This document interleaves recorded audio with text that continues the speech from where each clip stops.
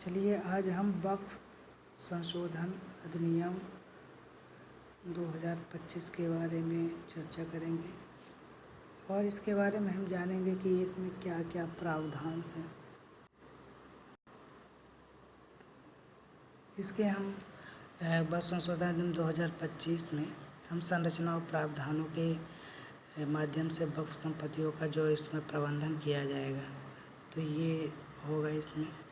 अब यदि हम इसके उद्देश्य के बारे में हम देखें तो उद्देश्य इसका क्या है, तो वक्फ प्रशासन का आधुनिकीकरण करना है।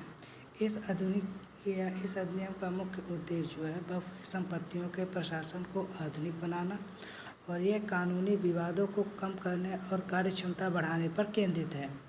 नए जो प्रावधान से वक्फ संपत्तियों का प्रबंधन प्रभावी तरीके से किया जाएगा, ये है। दूसरा क्या है कि पारदर्शिता और जवाबदेही हो जाएगी। इसमें क्या है कि अधिनियम में संपत्तियों के प्रबंधन में पारदर्शी और जवाबदेही को बढ़ाने की दिशा में महत्वपूर्ण उपाय शामिल हैं और इसको सुनिश्चित करता है कि सभी हितधारकों के लिए प्रबंधन प्रक्रियाएं स्पष्ट और उत्तरदायी हो। फिर हम देखेंगे कि वक्फ संपत्तियों का संरक्षण, कि वक्फ संपत्तियों का संरक्षण जो है तो ये कैसे होगा। तो वक्फ संशोधन अधिनियम 2025 में वक्फ संपत्तियों के संरक्षण के लिए कुछ महत्वपूर्ण प्रावधान किए गए हैं।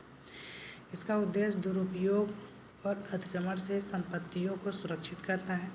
यह प्रावधान वक्फ संपत्तियों को संरक्षित करने और उसके उचित उपयोग को सुनिश्चित करने के लिए आवश्यक है।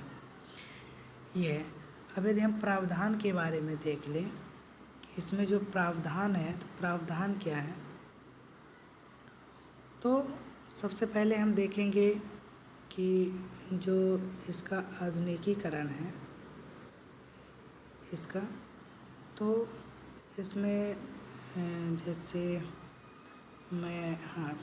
इसमें देखूं कि अधिनियम का नामकरण है ना, तो इसमें वर्तमान वक्फ अधिनियम 1995 का नाम बदल के संयुक्त वक्फ प्रबंधन सशक्तिकरण दक्षता और विकास अधिनियम 1995 कर दिया गया है। यह परिवर्तन एक नई धारणा को स्थापित करने के लिए है जिसमें वक्फ संपत्तियों का प्रबंधन अधिक प्रभावी और संगठित हो सके। अब यदि हम ये देखें कि वक्फ की जो संपत्ति है, वक्फ की परिभाषा क्या है,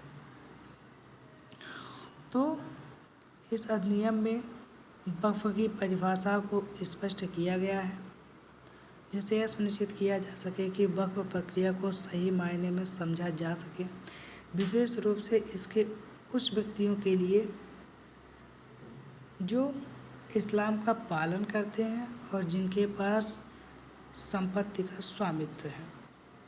अब यदि हम देखेंगे तो जो वक्फ संपत्तियों का सर्वेक्षण है उसके बारे में, तो वक्फ संपत्तियों के सर्वेक्षण अब कलेक्टर और उनके द्वारा नामित उप कलेक्टर के जिम्मे होगा।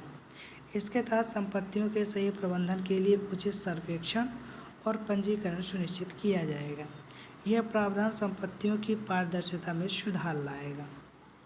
इसके बाद निष्कर्ष क्या है, तो निष्कर्ष यही है कि जो अपना इस जो वक्फ संशोधन अधिनियम 2025 है तो इसने वक्फ संपत्तियों के प्रशासन में महत्वपूर्ण सुधार लाने का प्रयास किया गया है। इसका उद्देश्य कानूनी पारदर्शिता और प्रबंधन में सुधार करना है जिससे मुस्लिम समुदाय को लाभ मिल सके। और अब आपको मैं धन्यवाद दूंगा और इसी तरह की यदि वीडियो आप देखना चाहते हैं या फिर जिस टॉपिक में आपको वीडियो देखना है उसके लिए आप कमेंट में जो है तो कमेंट कर सकते हैं। धन्यवाद।